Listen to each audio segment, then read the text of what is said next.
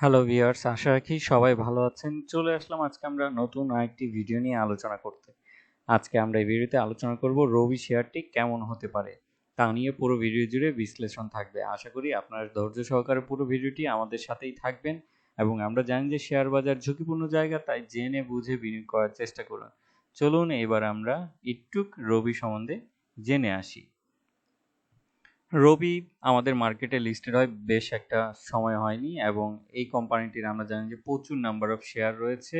তাদের প্রায় 523 কোটির মতন শেয়ার, যার মধ্যে 471 কোটি রয়েছে তাদের স্পন্সর ডিরেক্টরের হাতে এবং বাকি 43 কোটি রয়েছে পাবলিকের হাতে এবং 8 কোটির মতন রয়েছে আপনার ইনস্টিটিউটের হাতে।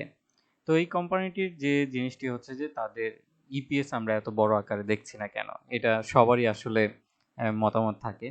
এই ব্যবসাটা যদি বলেন তাহলে হচ্ছে যে একটা চ্যালেঞ্জিং ব্যবসা। এখানে হয়তো খুব একটা আমরা কম্পিটিশন দেখি না, কিন্তু এর বাইরেও প্রচুর কম্পিটিশন থাকে। লাইক হচ্ছে যে এখন আমাদের যে জামানাটা চলছে সেটা হচ্ছে ডাটার উপরে বেস ধরে। দেখবেন যে যত সময় যাচ্ছে যে প্রচুর ধরনের ওয়াইফাই কিংবা ব্রডব্যান্ড কোম্পানিগুলো আপনার বিজনেসে ইনভলভ হয়েছে, যার ফলে কিন্তু এই ধরনের কোম্পানি কিন্তু একটা সেখানে চ্যালেঞ্জিং মোকাবেলা করছে। পাশাপাশি যে জিনিসটি হচ্ছে যে আরেকটা জিনিস হচ্ছে যে আপনার নেটওয়ার্কিং ইস্যুস, যেটা হচ্ছে যে যেমন আমরা টেলিটকের ধরি যে অনেক জায়গায় নেটওয়ার্ক নাই, তার কারণে হচ্ছে টেলিটকের ওই ধরনের কিন্তু প্রচুর পরিমাণে গ্রাহক গ্রোথ হচ্ছে না। আবার অন্যদিকে যে জিনিসটি হচ্ছে যে গ্রামীণ ফোন একচেটিয়া ভালো ব্যবসা করে যাচ্ছে, কিন্তু গ্রামীণ ফোনের আপনি যদি তাদের ইপিএস গুলো দেখবেন তাহলে দেখবেন যে আর গ্রো করার সম্ভাবনা নাই। এইখানেই হয়তো সে ঘুরপাক খাচ্ছে। এটাই হয়তো 19-20 হবে তাদের ইয়ারলি প্রফিটে, আমার কাছে মনে হচ্ছে। কিন্তু ব্যবসা তো সবসময় এইরকম থাকবে না। রবিরও সেই সুযোগটা রয়েছে। রবি প্রত্যেক সময়ই চিন্তা করে যে তারা হচ্ছে যে নতুনত্ব কিছু আনার জন্য, এবং রবির আমাদের দেশে হচ্ছে second largest mobile operator company, এবং এটা কিন্তু আমাদের লাইফস্টাইলের সাথে একদম জড়িত। আমাদের মোটামুটি যখন বুদ্ধি হয়ে যায় তখন দেখা যায় যে কেউ কোনো না কোনো সিম নিচ্ছি যে কোনো অপারেটরের। তো একটা জেনারেশন শেষ হবে, আরেকটা জেনারেশন কিন্তু আসবে, এবং পাশাপাশি সেই নতুনত্বটা কিন্তু কেউ না কেউ আপনার নিবে।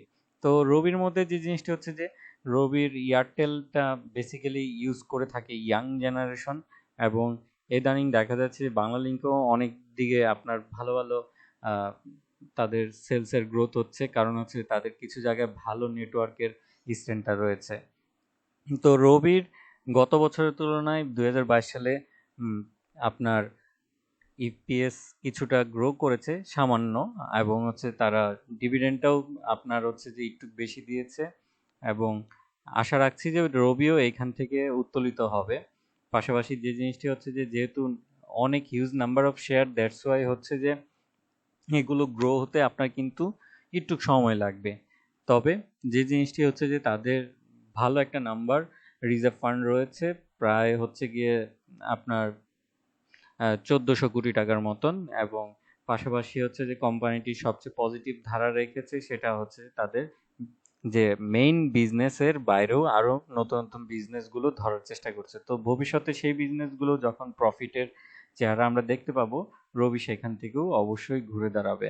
এবং এই ব্যবসা একদিনেই ঘুরে দাঁড়ায় না, আমরা জানি যে, কারণ এই ব্যবসাতে প্রচুর নতুনত্ব আনতে হয়, যার কারণ হচ্ছে যে নতুন করে ফাইন্যান্স ইনভেস্টমেন্ট করতে হয়।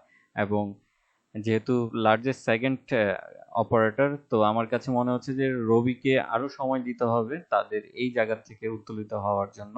হয়তো হোপফুলি আমরা এবছর না হলেও আগামী বছরগুলোতে ভালো একটা অবস্থান দেখতে পাবো রবি থেকে।